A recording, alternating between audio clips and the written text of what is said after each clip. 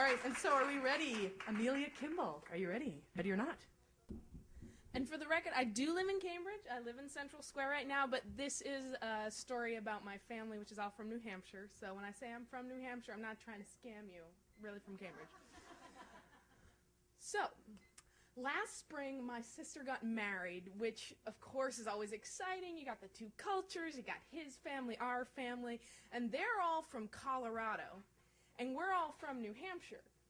And now, before this wedding happened, I didn't know that such a thing as Easterners existed, but they do, and I'm one of them. Apparently, people from out west have feelings about people from back east. I would say these feelings mirror the feelings that New Hampshire people have about Southerners, and when I say Southerners, I mean people from Massachusetts, like yourself. So I'm thinking, okay, we've got a little bit of a clash of the cultures here. We got East Coast, Brie, microbrew. We've got Western, Velveeta, Bud Light, all at the same wedding. Are we gonna have some problems? Is the music not gonna be right? I don't have any Velveeta. I did all the food. I've only got Brie. Is this gonna be a problem? I don't have any country music. Oh my goodness!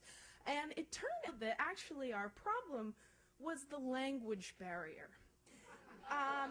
You see, my family speaks in a dialect of English that I like to call repressed New England WASP. And in our family, praise is something to be avoided at all costs. So if you come over to our house for dessert and we're offering seconds, no one's going to say, that's delicious, I'll have some more of that. Is that mud pie? No. It's more like, oh, I could wolf some down to be polite. This is high praise. So much so that we've had to recalibrate a scale for my father's praise, which is, okay, not bad, pretty good. That's his whole scale, that on which he judges life. My mother, when she uses positive words, which doesn't happen that often in my experience, tends to have quotations around them, sort of a great, good, or the most biting thing she says, cute.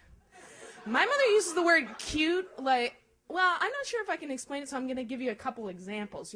You're at the restaurant, you didn't look at your chair before you sat down, you sit down, and all of a sudden there's tartar sauce on the south side of your favorite pair of jeans. Cute. You're driving down 93, and you go to clean the windshield and realize you didn't switch to the winter windshield wiping fluid, and now there's an opaque shield of ice across your field of vision. You can't see anything. You're doing 75 on 93. My mother would say, cute. So we knew there was going to be a little problem when the mother of the groom walked in and said, your house is lovely. My mom said, oh, how nice of you to say that.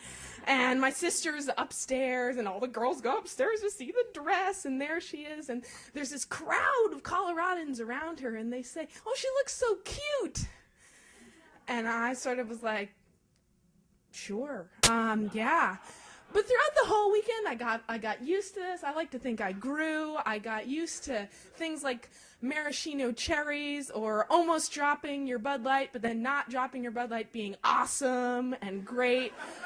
But I knew that we had really made a breakthrough at the very end of the reception when we're soaping the car, just married. It's the very end of the reception.